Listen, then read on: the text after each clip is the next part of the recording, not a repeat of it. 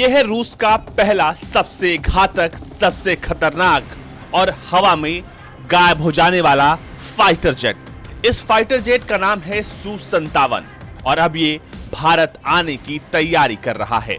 रूस का सू-57 fighter jet दुनिया भर में चर्चा का विषय अपनी खूबियों के लिए, अपनी खासियत के लिए, अपनी मिसाइलों के लिए है। ये रूस का ऐसा पहला फाइटर जेट है जो आसमान में गायब हो जाता है, जिसे दुश्मन का रडार पकड़ नहीं सकता, जो दुश्मन के घर में घुसकर उसे खाक कर सकता है। इस फाइटर जेट की लंबाई 65.11 फीट है, विंग स्पैन 46.3 फीट और ऊंचाई 15.1 फीट।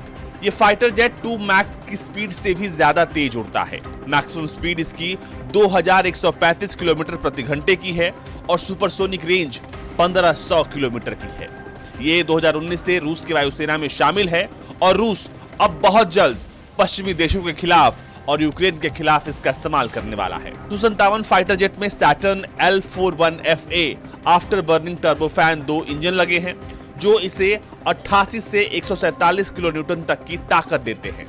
इनकी मदद से यह अधिकतम 66,000 फीट की ऊंचाई तक उड़ान भर सकता है। इसकी रेंज 3500 किलोमीटर है। अगर 2 आउटबोर्ड फ्यूल टैंक अरेंज हो जाए तो ये फिर 4500 किलोमीटर तक आसानी से एक बार में उड़ान भर सकता है।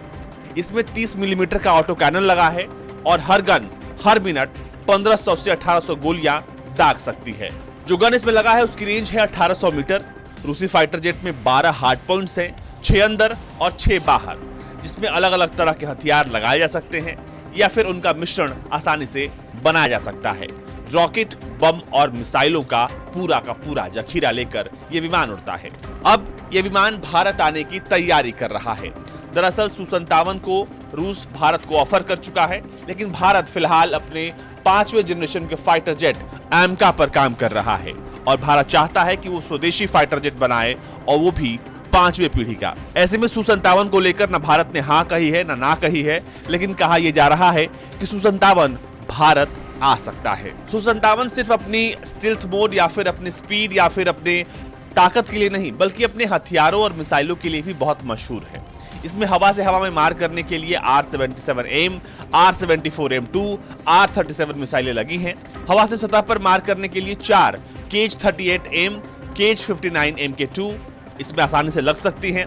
इसके अलावा इसमें एंटी शिप मिसाइलों के लिए भी ऑप्शन है, जैसे KH-35U या फिर 2 KH-31 का इस्तेमाल हो सकता है। इस फाइटर जेट में 4 KH-58 USH के एंटी रेडिएशन मिसाइलें भी लगाई जा सकती हैं।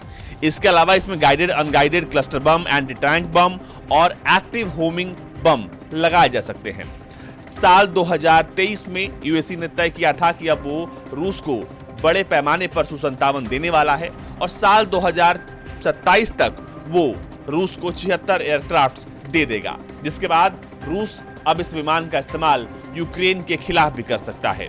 इस विमान ने सीरिया के युद्ध में अपनी ताकत दिखाई है और फिलहाल ये रूस के चौथी पीढ़ी के मिग-29 और सुखोई 57 विमानों को रिप्लेस कर रहा है। इस विमान की रेंज इसकी सबसे बड़ी ताकत है। इतनी रेंज किसी भी विमान की दुनिया में नहीं है।